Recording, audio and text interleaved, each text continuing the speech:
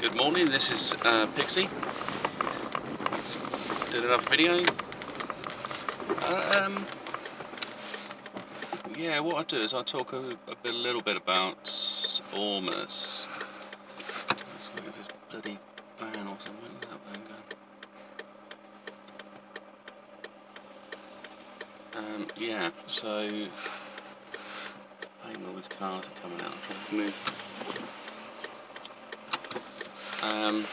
So Ormus is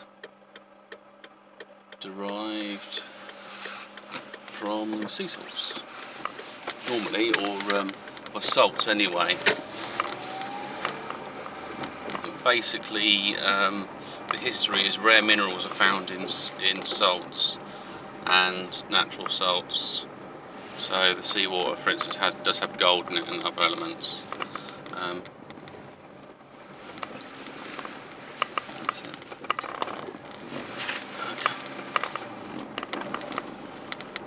And yeah, so what it is a method of extraction for these rare elements, but there's a bit more to it than that.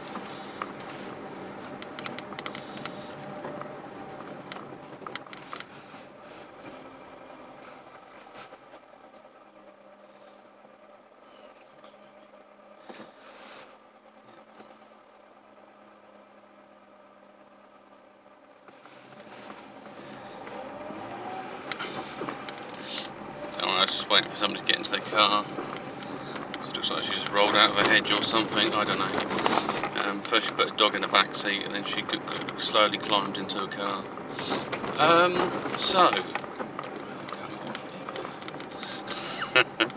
Got lots of people, got lots of traffic hazards. So I'm partially distracted. So basically these got some rare minerals, so you got your gold and you got some other things. And like platinum, iridium. Basically they also are superconductors.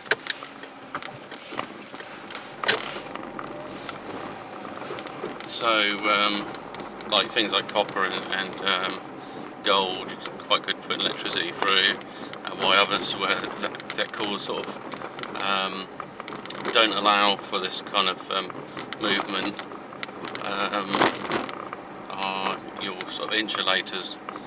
And well, to be honest, the electricity still travels through, it just doesn't travel around the material so well, because it creates a barrier in some way. And there's other things that are important to the Ormus process. So Ormus, in legends as well, they call it like the bread of life, manna, prana. They've got another term is the semen of the gods, because of the white colour.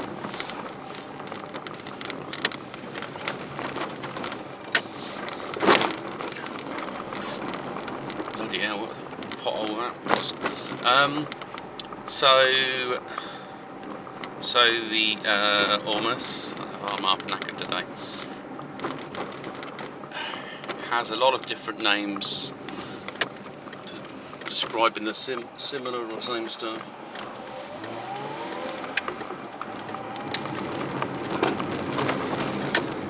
But there's also different ways of producing it. So there's Ormus oil, you can have it in a powder form, you can have it in a wet form,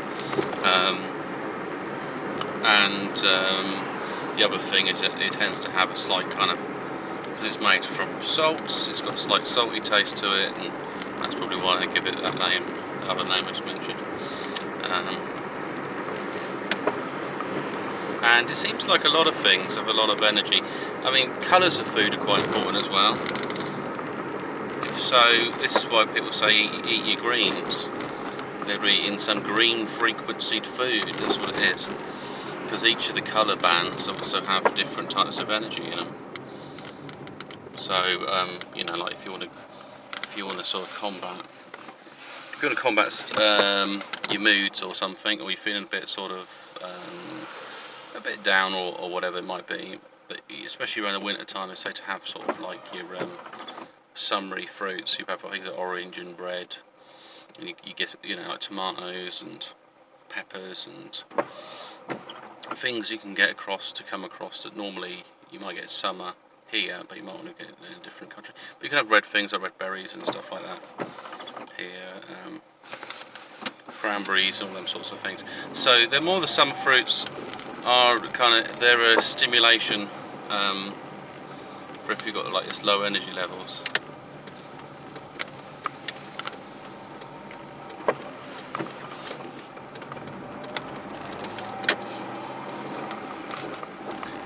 So that tackles one thing. I think the green is going to be quite oxidised, and it fights free radicals and stuff like that. That's why I say have these greens. Helps you against the aging process. So different colour food, different frequencies. Eating them raw sometimes better. If things do have a sort of toxic effect, usually cooking them usually reduces that. An example would be kidney beans, for example. You wouldn't have them raw, but if they're boiled to buggery, it tastes nice as well. Let's increase my wipers, and so there's different energies, different food. But coming back to where I want to go with this, as I wander through my conversation and rambling along, milk. Milk is an example of a kind of white substance, and it contains a lot of life force. So foods that are white are quite good for you as well. They absorb a lot of oxidants, and I guess they're kind of like a crystal in that way. I'm just thinking of rice, the shape of rice. You boil it up, you put it with something, it kind of binds to it. It has a nice freshness to it.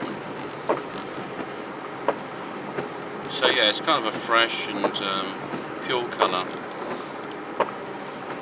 The body produces its own Ormus as well in different ways. There's sort of a highly sort of mineralised charged liquid like your plasma in your blood, for instance. That's actually got a slight saltiness. So while you sweat, it comes out as a salt. So that's your crystal as well. You've also got your spinal fluid, and there's a few other things. You do have, but it's in the territory of orgone. You have crystals that can grow in your brain as well. This is why you're on about the pineal and keeping it decalcified and all these sorts of other qualities. So what the Ormus does is, I've showed the wet method, and it has kind of an oxidised magnesium. You probably wouldn't find it in a natural state like that, not unless it was in a food possibly. A plant might have done that to a broken down magnesium, absorbed it and oxidised it.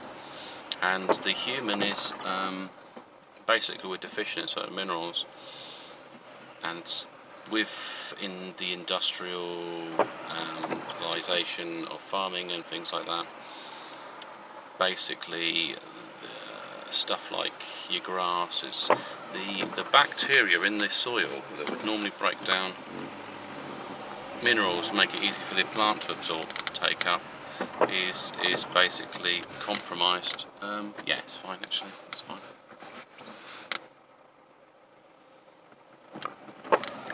And so when it comes to, it's fairly nitrogen rich, like grass and things like that. Nitrogen's also very important. But when you have a deprived soil because you've overused pesticides and other stuff like that, it basically, and also if you're not rotating your crops and things whereby the soil can recover the bacteria as well, you get less minerals in your produce. and as a result of that, it basically just affects the food chain. So we're quite deprived of certain minerals, and this has an effect on our body. Our body copes with it, like our DNA. If we don't have certain minerals, like we don't always have vitamin C, and we're saying you're short of vitamin C, but your body can't produce it. Your body can cope, and it finds other ways to survive. It doesn't have to be 100% functional. You know, you could probably survive possibly up to about 40%, and then you might get health problems that would kick in and be quite severe. You know, like your DNA would start degrading at some point. It might get to a point where it's hard to repair. And I'm basing these figures on what's, I think, basically for a newborn baby, to life to exist, basically, the DNA to basically kickstart life form. It doesn't have to be 100% efficient. That's why some people aren't. Some people walk around, they've got some genetic damage they're not even aware of. It may take their lifetime to sort of start healing it up, to be honest. And there's enough of their DNA to run their body and get it up and going, basically. So they don't have to have 100% efficient DNA. You can have some areas where they don't connect properly.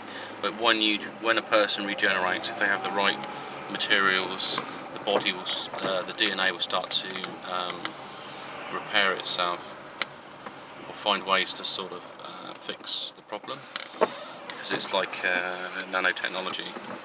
And there's, on the ends of DNA, there's what you call telomeres, and they're like little gold couplings, or superconductors, basically attached to DNA, because the DNA is electrical, so it's hardwired into your energetic body, which is magnetic and electric.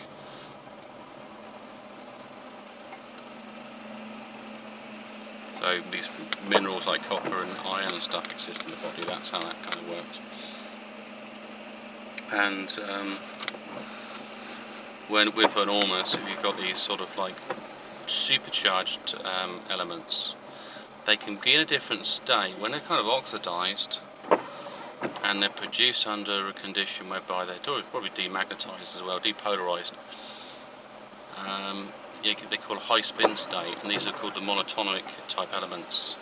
And the reason they're like that is basically they got less atoms, because they don't need them because they're spinning around so fast, or they're producing so much energy, and they can they can go into cells basically and do things that normally, as a heavy metal, they wouldn't be able to move around the body.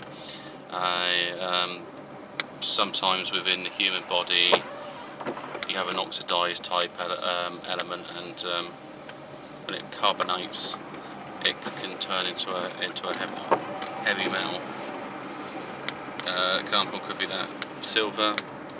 You know, possibly you've heard about people when they've got like blue skin, and that's very rare, and that's excessive use of colloidal silver.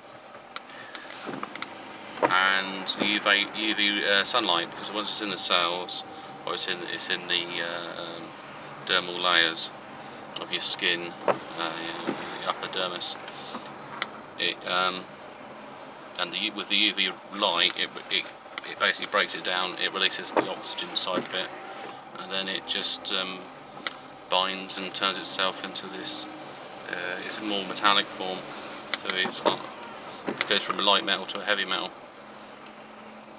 That's why also Ormus would be considered when colloidal silver, because it's got a whitey type of colour to it.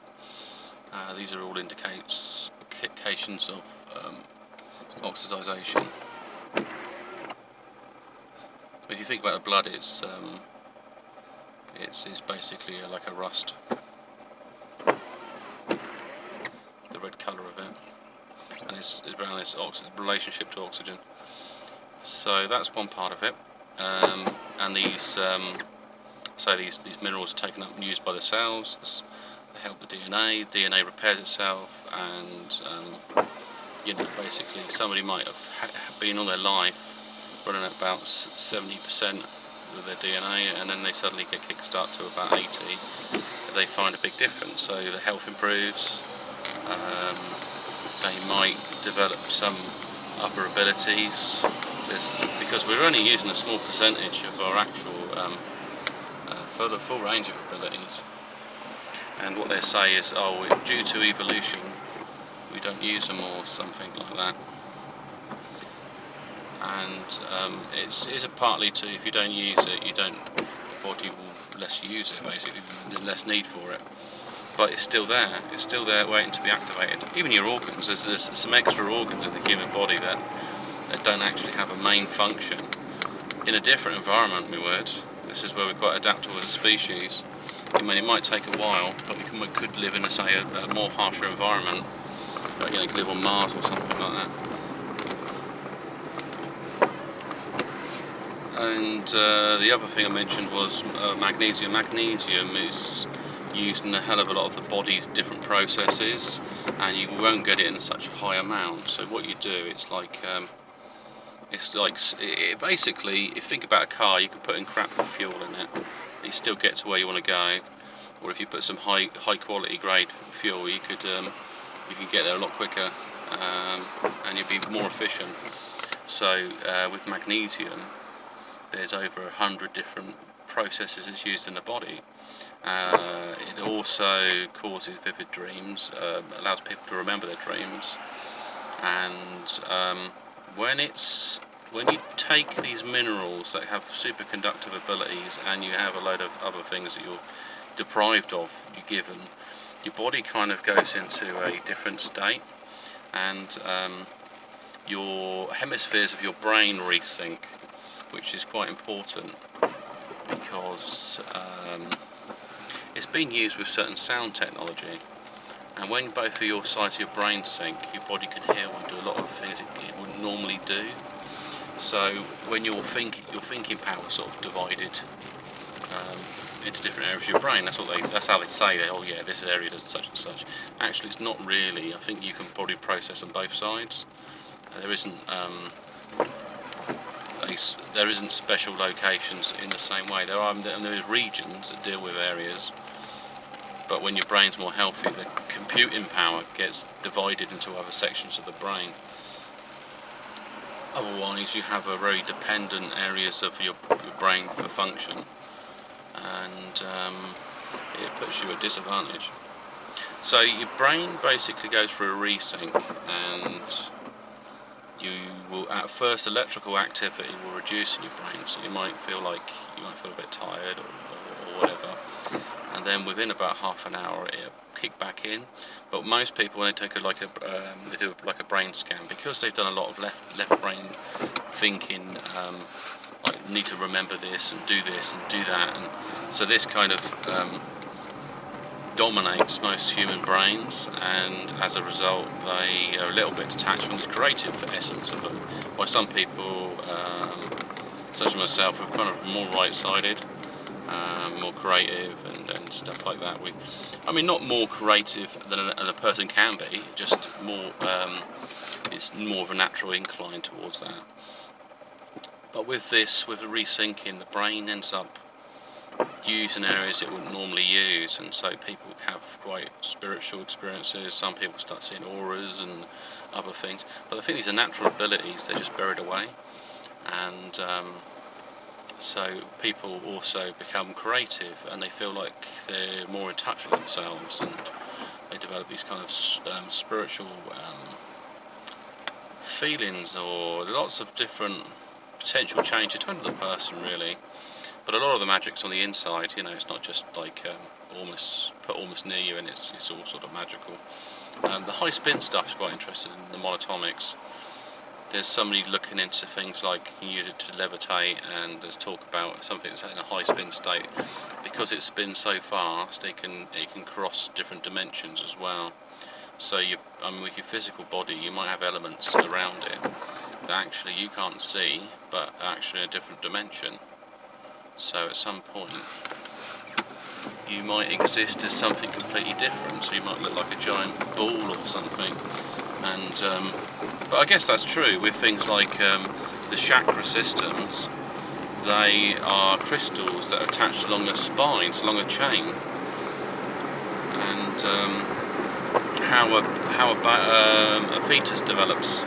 Looks like it goes from different creatures basically to form into a human. But these other things might be a reflection of beings in different dimensions. You know, where it looks like it's like a salamander or something, where it's got a long tail and big eyes and stuff like that. It might be more defined in a different dimension, but that could be what it might look like in two-dimensional space or something. So these elements can cross over, and DNA itself is like a microscopic computer, but it's all linked to each other as well. And that's why I mentioned about Rie frequencies. How that works is that one bit is connected to all of the bits, and if you put a frequency in it, then it basically channels across to the other sections of the DNA.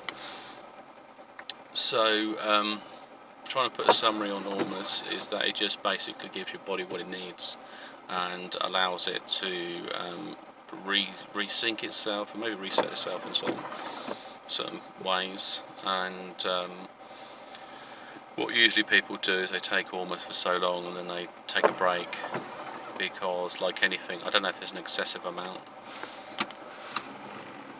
Also your body needs to process different minerals, different elements, and it might be draining resources doing that. You know, some things work well together, such as vitamin C and iron. You know, they work quite well.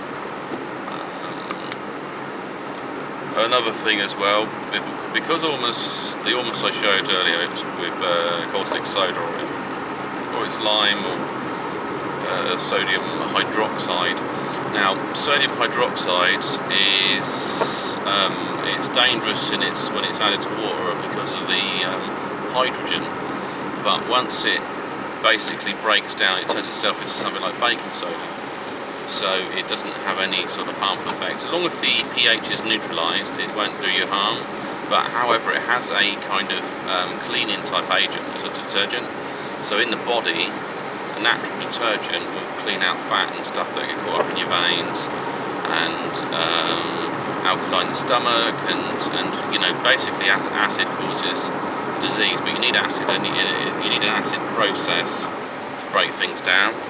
But what you don't want is to be constantly in an acidic state. You want to be able to flip between the two, because you do that in the daytime anyway. When you're hungry, your acid's built up, you burn your food, it's neutralised, you get all the properties you want out of it, and then you start becoming more alkaline,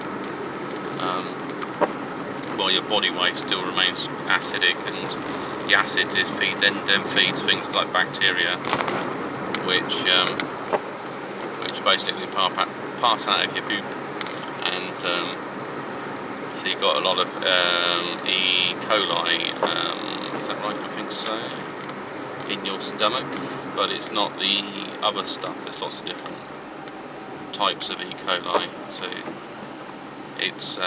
it's friendly to your body. It's basically, it just wants to eat your food, not make you ill. However, if it got too much, you could get ill. You might get some problems. There's a cumulative bacteria, and then there's things that don't belong in your body because they attack your body. This is why you cook meat, why you can eat raw vegetables, because raw vegetables contain the bacteria that breaks down your food. But if you eat a load of raw meat with parasites and or you were dirty, so it's like gone off, that's trained to break down your protein similar to yourself, so you're sticking something in there that will attack you. The other stuff doesn't have the ability to break down.